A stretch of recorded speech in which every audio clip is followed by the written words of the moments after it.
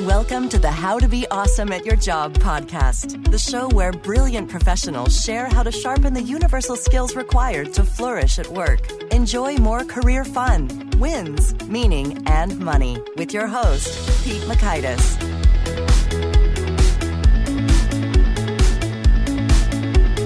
Hello, and thanks so much for joining us here for episode 170 with Dave Stachowiak. Dave and I are almost the same person in having the same degree from the University of Illinois and running a careers podcast that are often side by side in the iTunes rankings. So it's like we're neighbors, and I think you'll have a lot of fun with this conversation because I sure did. And you're going to learn 1, how to best interact with the inner critic, 2, the magic question to ask for better feedback, and 3, just how much feedback is too much feedback. So if you'd like to check out the show notes or the transcript or the links to items that we reference here, you'll find that over at awesomeatyourjob.com/ep170. Now, here's Dave's story. Dave Stachowiak is a senior vice president with Dale Carnegie of Southern Los Angeles and has led training programs for top organizations like the Northrop Grumman Corporation, the United States Air Force, the Boeing Company, and the University of California System. Dave founded Coaching for Leaders in 2011, along with the fantastic podcast, and was named in Forbes as one of the 25 professional networking experts to watch in 2015. Here's Dave. Dave, thanks so much for joining us here on the How to Be Awesome at Your Job podcast. Hey, Pete, thanks so much for the invitation. I'm glad to be here. Oh, yes, me too. So you have an interesting peculiarity about yourself, which I was intrigued to hear. You are a lover of daylight savings time. What's the story here? Well, there's so many good reasons to love daylight saving time. And one of them is I have maybe a little bit of an obsessive compulsive disorder, not in an unhealthy way, but in a healthy way of I want all the clocks in the house to be aligned, if not perfectly, at least pretty close to being aligned perfectly. And so the changing of the clocks every 6-7 months allows me the opportunity without seeming weird to go around and actually align all the clocks in the house and in the car perfectly right at the exact time that they're supposed to be. That said, now as a parent, I also have a wish for permanent daylight saving time because every time daylight saving time is going on or off, it totally throws kids' sleep schedules into whack for a week. And I'm not quite sure why we don't just have it be the same time all the time. So I think I remember learning, well, thank you, some of the history about it. And there was an episode of Veep that just cracked me up. This person was drafting legislation to abolish the time changes and to continue funding private prisons. I'm not sure about the private prisons, but I'm all for the daylight saving time permanent. I've actually seen petitions online, and I dare say I might have distributed a few. That gets you any idea.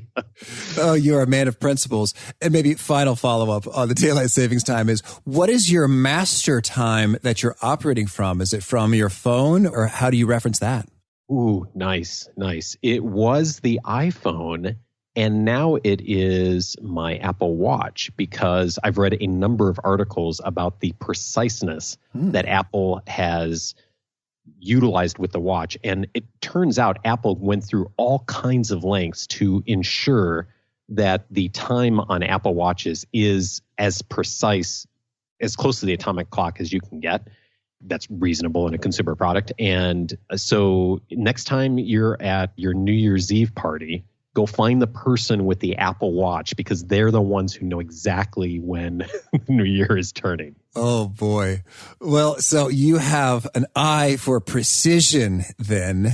So I look forward to hearing your pointed insights to some of these items. You have such a wealth of great resources with your podcast and website, Coaching for Leaders, and going back and forth. There were a couple elements I thought would just be a slam dunk, but let's see, wherever we go, it's all good.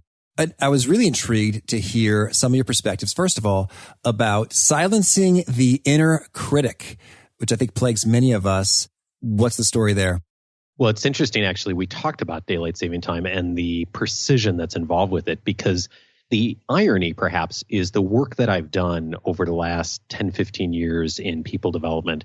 There's almost never precision. There's almost never right or wrong or exact answers for anything. And actually, this first topic is a perfect example of that, because the inner critic is something that's so personal to each one of us. And I don't think there's an always or never for a lot of things with people, and certainly with the inner critic. I think that's a challenge too. And I don't think we can silence it entirely. I think it's just how we manage it to help us to be a little bit more effective with it. And I had on the show a while back a woman named Tara Moore. She is the author of a really popular book called Playing Big.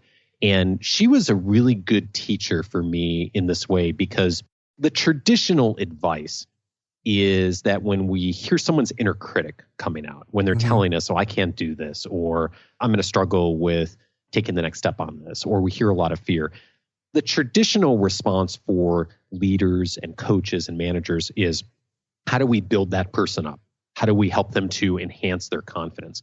And Tara was a really good teacher for me when she came on the show, because she said, you're not going to generally win an argument by trying to argue with the other person's inner critic. Rather than doing that is to become aware of it, and to become aware of your own inner critic, of course, and to hear its voice, but also then to recognize that everyone has an inner critic, at least most people do.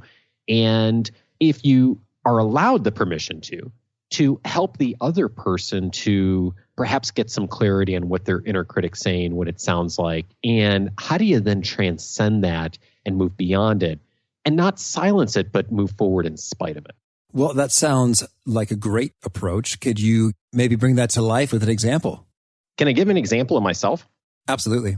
One of the bigger things I struggle with is hosting a show on leadership and doing something that is actually kind of uncomfortable for me and something I've struggled with through a lot of my career. And it's not that I necessarily think I'm a horrible leader by any means, but I have really found that I've had to learn a lot of the things that I've had to learn along the way. So, for example, we've done a bunch of shows on giving tough feedback. That's something that I found that's really challenging as a leader. And I've had times where I remember way back in one of my very first management positions that one of my employees, I don't remember if he said it to me or he said it to one of my colleagues. It's been a lot of years now, so I don't remember the details of it. But I remember I got the message from him that I would just really like it if Dave would tell me how it was. And that was a really good lesson for me, because I learned from that I needed to talk to people. But my fear was, and my critic was, and in some ways still is well, I'm not good enough. I'm not going to be right. I don't know enough to be able to give this person feedback because I'm not an expert. Maybe they're right about their worldview and I'm wrong. And so one of the interesting things that Tara taught me when she came on the show was that it's really helpful to personalize and name your inner critic and to figure out what kind of voice it is you hear. And I was thinking, what's the character of my inner critic? And I think mine's probably like a Charlie Brown character. It's the, I'm feeling sorry for myself. I'm maybe not cut out for this. I'm a little too awkward. And one of the things I've learned over the years is be genuine, but it's better to keep moving and try things and to mess up and to have failure.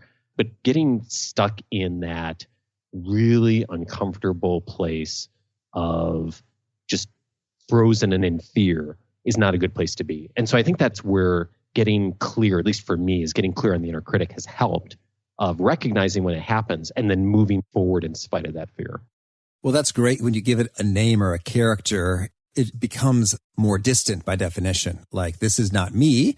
This is a thought of kind of recurring set of thoughts that I have a little bit of arm's length distance from, and I can then engage a little bit. And so then you're saying then that the best move is not so much to say, oh, no, come on, Dave, you're great. You're a super leader. You can do that. Is not to go in sort of direct competition with it, but rather, how would you counter that? Yeah, well, and that's what we've all been taught to do, right? Mm-hmm. Someone comes to us and they say, I can't do this. I'm not good enough, whatever. I mean, the kinds of things a lot of us say to ourselves. I've certainly said that to myself. And the other person says, oh, no, you can do it. You're great. And, Tara made the point when she came on the show, said, there are times that someone says the exact right thing and the exact right phrase that you need to hear. But for the most part, you're probably not going to make a lot of traction of trying to argue with someone's inner critic, and rather to take a step back and to maybe observe that, it sounds like there's a lot of fear here. Mm-hmm. What would it be like to do this even though you're not ready? And how could we, maybe even test it a little bit, or to try something that would give you some experience doing it? Because a big part of fear is just we don't know what to expect. So if we sometimes will start with something small or take a small action, that can be huge in moving us forward, and then identifying if that fear is real or if that fear is really just fear. I remember hearing a TED Talk, I think it's a TED Talk from Chris Hadfield, who was on my show a while back, a Canadian astronaut, and he gave this great talk on the distinction between fear and danger. So in his line of work as an astronaut, danger is real, right? So there's so many things that are dangerous of flying into space. And then there's also a lot of fear. And he made the distinction between the two of you have to be able to identify what are you just afraid of and where is there actually real danger? And what can you do to mitigate the danger, but also how do you move beyond just having the fear? And I think if we can help people to step back and to test that, and even for ourselves to sometimes take that first step forward, and then we really are able to make a better decision. Is this something I'm just afraid of for no maybe logical reason? Or is there actually really real danger here? And most of us, in most of the roles we have, in most of our careers, the danger is not that present. It's usually fear, and that old acronym, false evidence appearing real, to stand for fear. It is the things that hold us back that aren't necessarily going to help us in our careers. And that point about danger is really interesting coming from an astronaut. It's like, well, yeah, you could have yourself floating in space and die a cold death. So that's real danger, or this space shuttle could explode. It's happened tragically. And so these points of danger are kind of really life-threatening. And so I think maybe our other fears, it's like there's a sense that there is danger, but that danger is on a smaller order of magnitude. Like I might get really embarrassed. Someone might no longer want to be friends or collaborate with me. I might see my bank account go down a good bit. And so that's sort of the level of danger that's there. And I think most of our work fears. Indeed. And I've had all of those things you just mentioned happen to me. Yeah. And now looking back, the amount of stress and worry that I put into those situations, either at the time or leading up to them or afterwards, wasn't worth it most of the time. And it was Mark Twain who said, "I'm an old man and I've known many troubles, most of which never happened." Oh, he's so good with the quotes. Yeah, he wrote that late in his life. And it just perfectly encapsulates where I think what fear and the self-critic does to a lot of us is it holds us back from something that, yeah, in the moment feels really uncomfortable and leading up to it and maybe afterwards. And so I think one of the things we can all do to really move us forward is to challenge ourselves to not eliminate the inner critic. We are human beings after all. We're always going to have inner critics, but it's to recognize it and to say, okay, I hear you, inner critic. Here you are. Here's your character. Here's your name, maybe. And I'm going to listen to you, and I'm not going to allow that to hold me back, and I'm still going to move forward in spite of that inner critic. Oh, yes. And I like that. It's sort of redirection, sort of like judo. It's like we're not going to try to overcome it, but rather, come at it from the side or redirect the power of, yeah, you're right. I am actually not quite ready and 100% competent and able to crush this challenge in front of me, but that's okay. I'm going to take some steps forward and see what happens and sort of manage my downside risk and run some prudent tests. And we'll just kind of go baby steps a little bit forward each moment. In fact, I'd argue that's better than feeling 100% confident.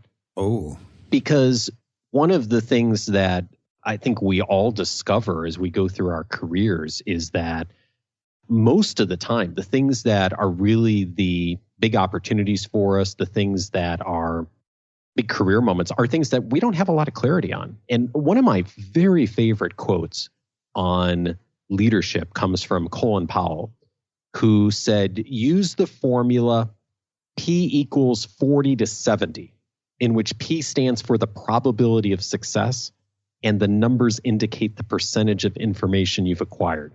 Once the information is in the 40 to 70 range, go with your gut. So there's two variables there. There's the amount of information collected and there's the probability of success. Let's just make sure I'm understanding this correctly. You're saying no need to wait until you have 100%, certainty, clarity, information. Is that what I'm saying? That the information is also success, like information about how certain the outcome is?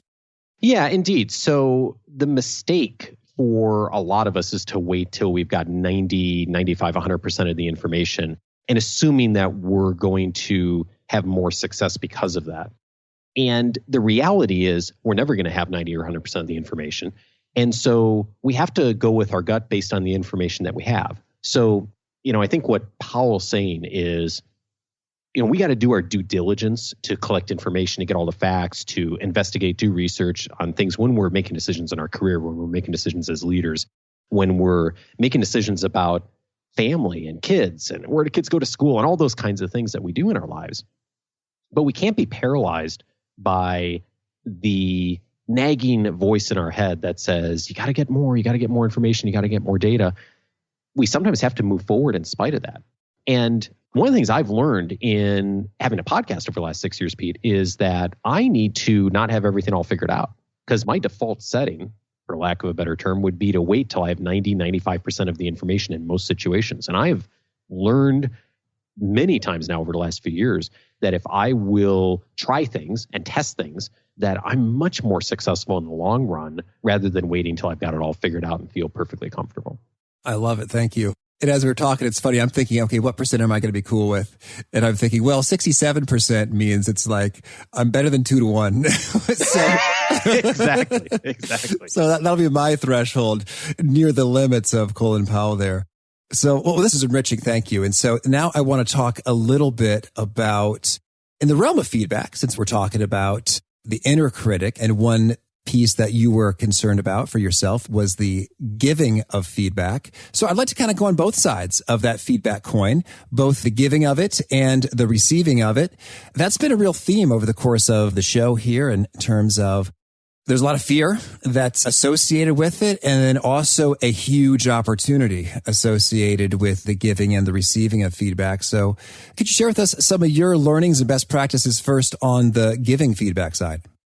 Well, giving feedback is something that, of course, we all need to do in some way. And I think it depends what your role is within an organization and where you are in your career. If you're in a leadership role, giving feedback becomes not only a good thing to do, it's really a responsibility that we have to make people better, to help people to continue to grow. And so there's an aspect, I love what Kim Scott teaches, who was on your show recently, Pete, of really being very clear and direct, but also caring for people personally and as an entire person. And if we hold both of those at the same time, I think more often than not, that is going to serve us and serve the other person really well. And if we're just giving feedback for the sake of giving feedback or to make ourselves feel good, or we're just telling people good things because we don't feel comfortable giving them the tough feedback, then that's where we get ourselves into trouble. So I'd actually refer people back to that conversation on the giving feedback, because I think she's brilliant in how she articulates that in really doing it in a great way. The interesting challenge I've had more is how to accept feedback. Okay. And I hadn't really thought about this a lot until I had Sheila Heen on the show. She's one of the co-authors of a book called Difficult Conversations, which is one of my favorite books on how to have tough dialogue with people.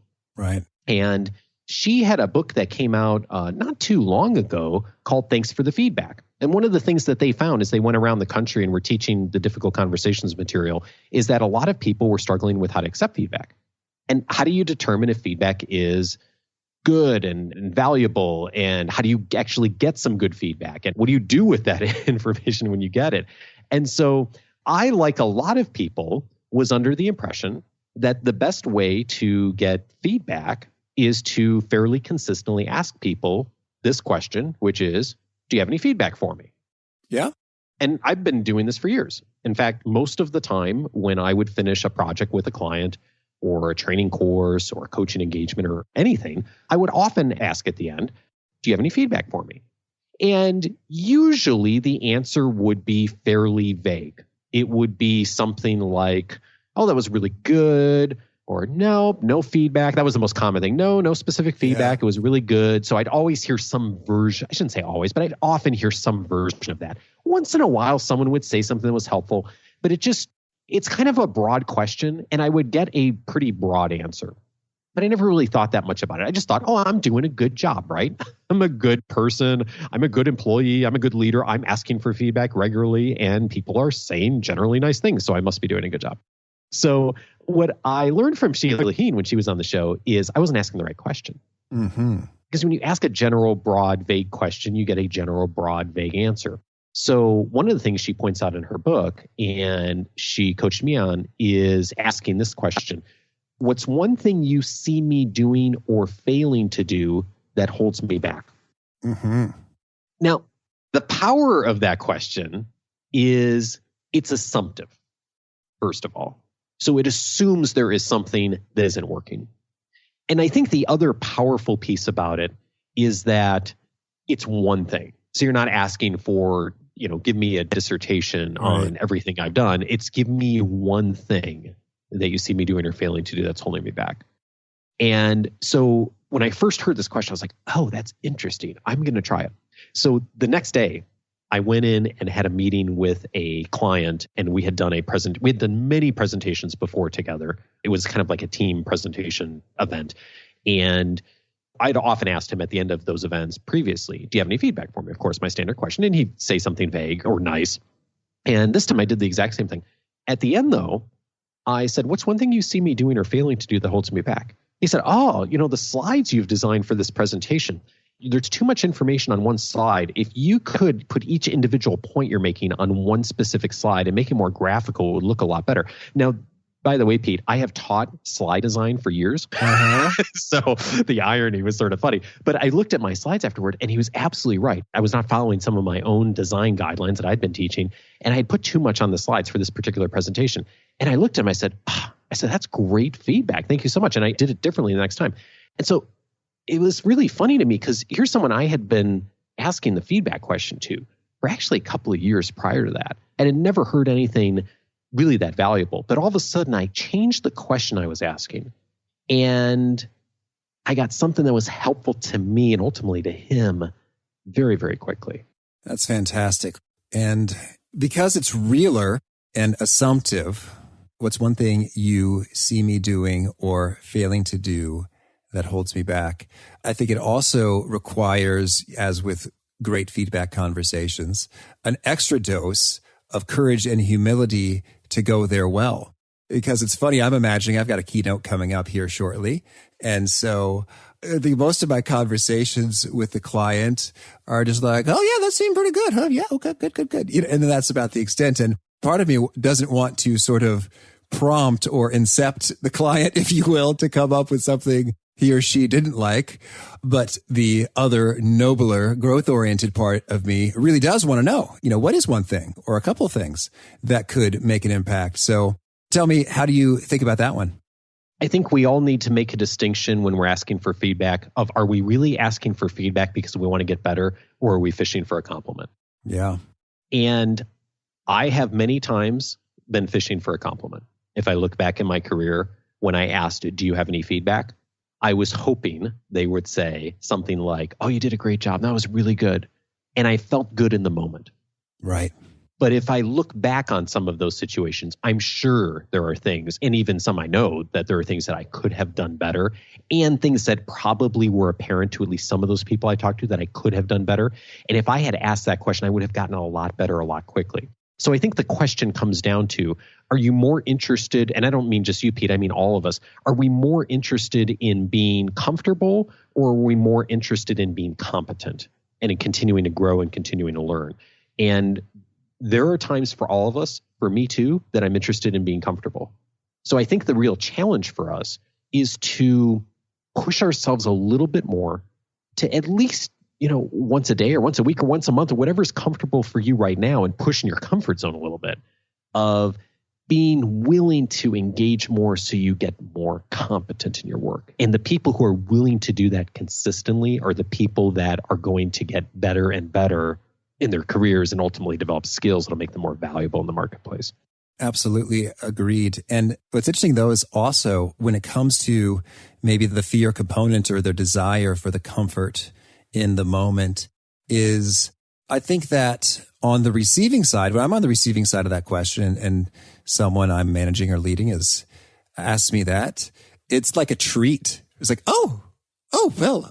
thank you so much for asking. It's like I've been handed a gift. I've been handed a pass to share any number of little observations I've had and that maybe I've been holding on to in terms of, I haven't been the ideal leader either. And, we're under a lot of urgent things, so I don't want to make an issue of this. I appreciate them just kind of buckling down and getting it done on time. So I don't want to be a jerk about it. Like, in addition to staying up late, do it better, So when I receive that question, I love it. It's like, thank you so much for asking.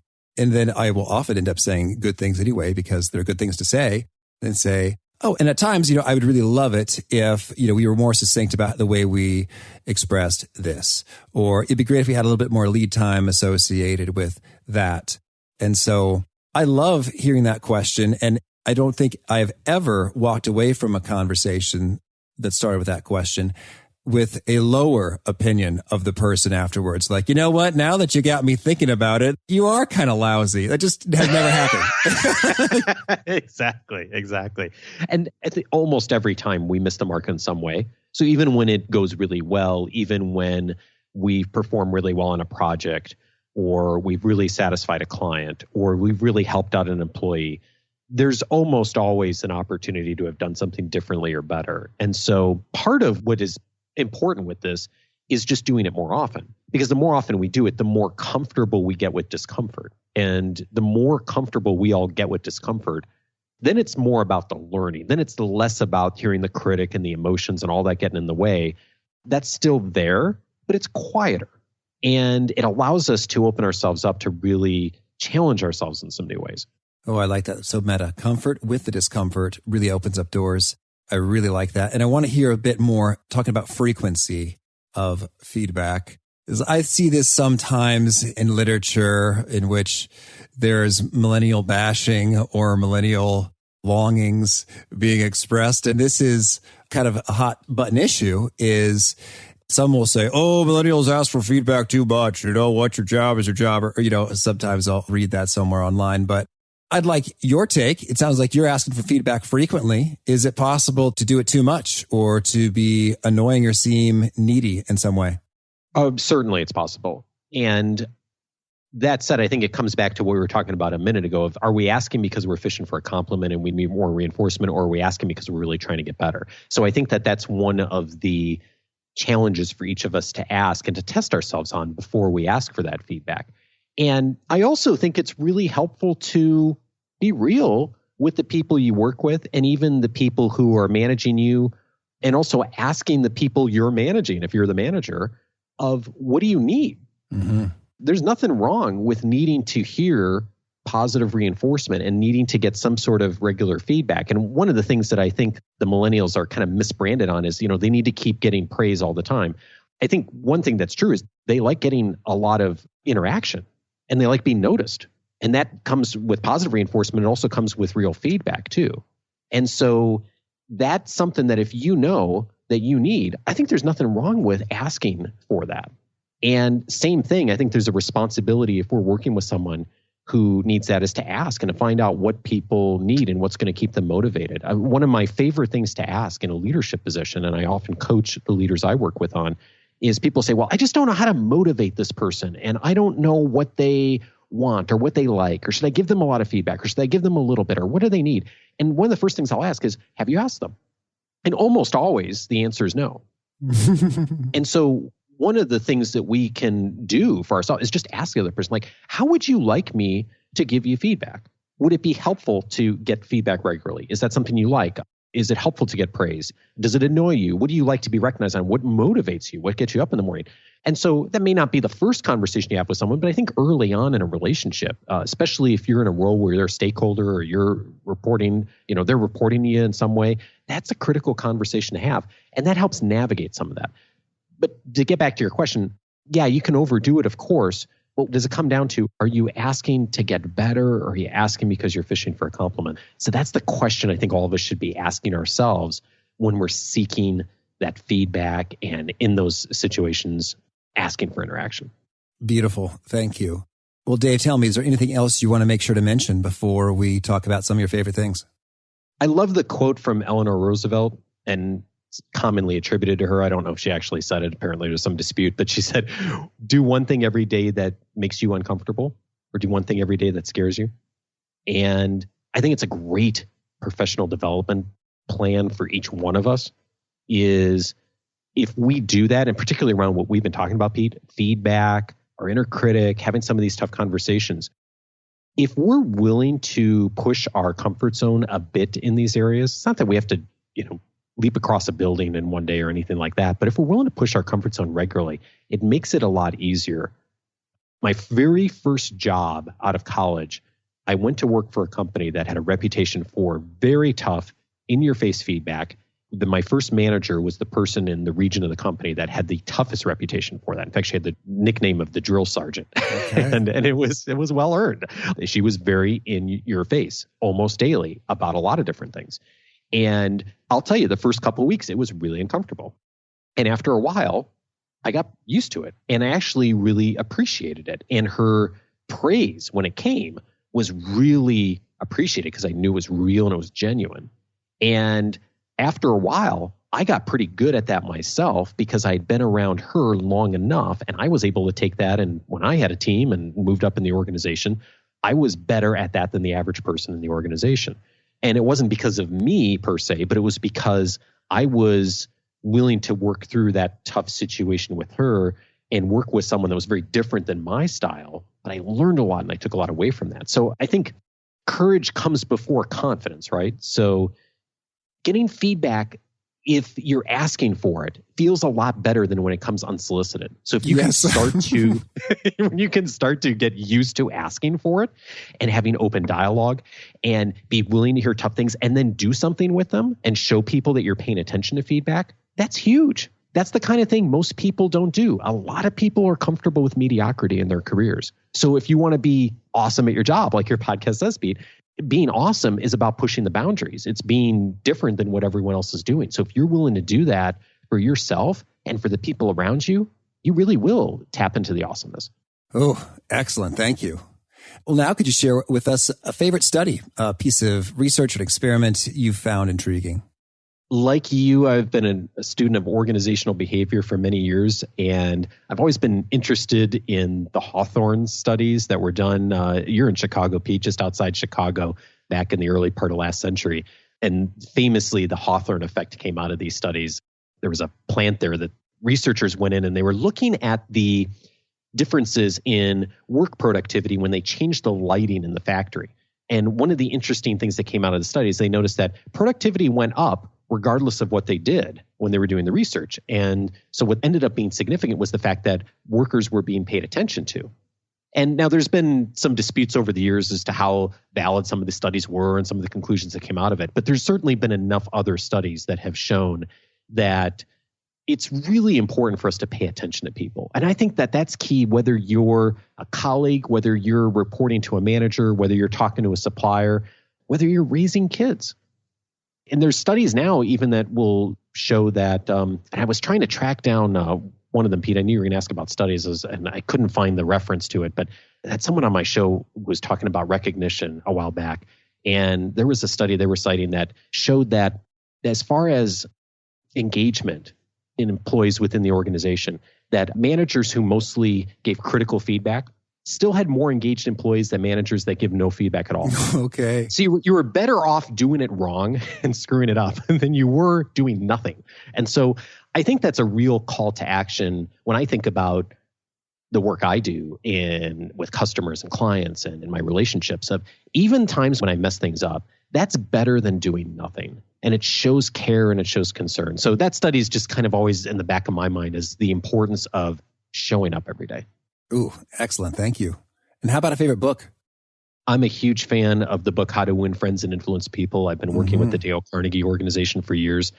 It's probably, if not one of the best-selling business books of all time. If you haven't read it, it's so worth a read because Carnegie gives all of us in that book the tools and the principles and the framework for how to do exactly what we're just talking about, how to actually interact with people well, and also what to do when you mess up.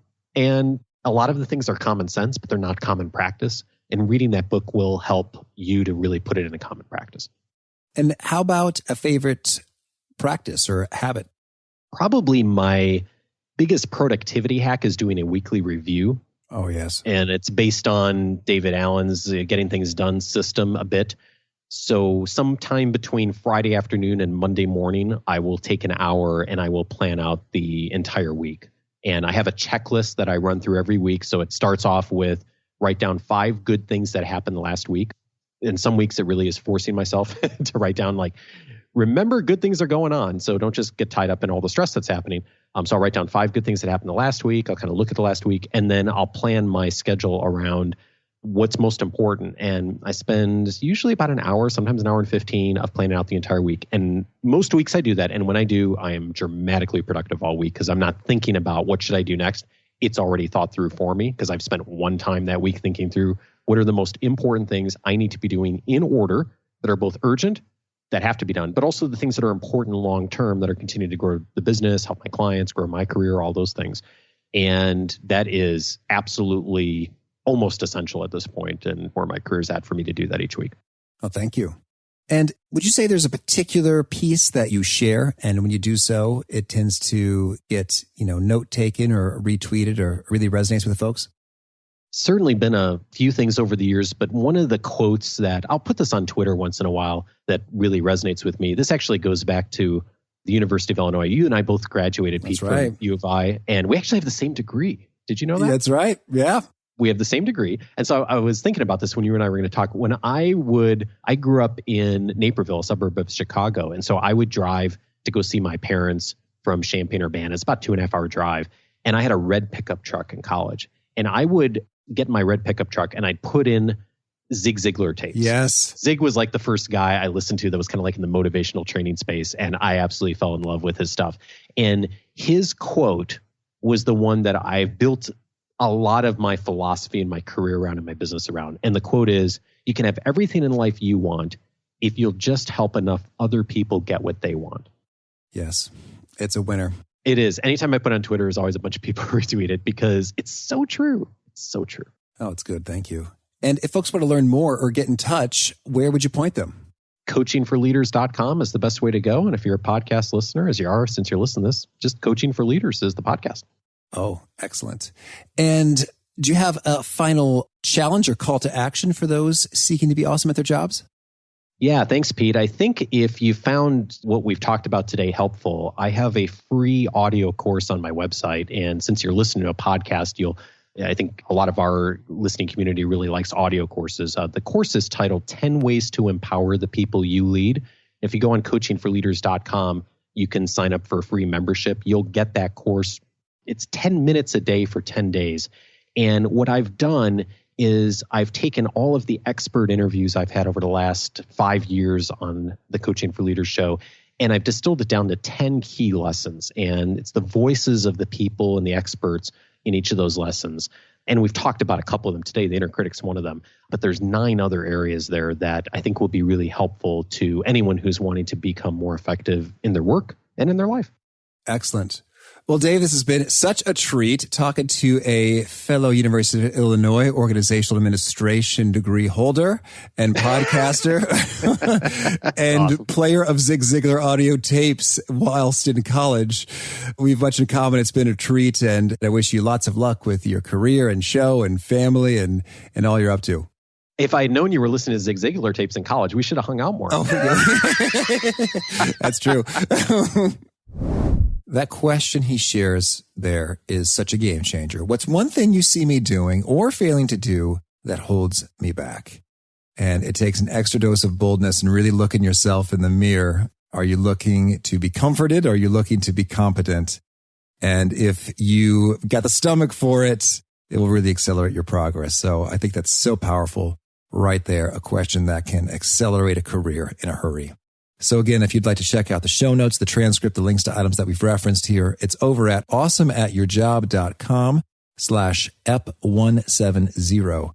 And I hope you push subscribe so hear from our next guest. It's Joe McCormick. He's talking about being brief, how essential it is, and how to do it well. Peace.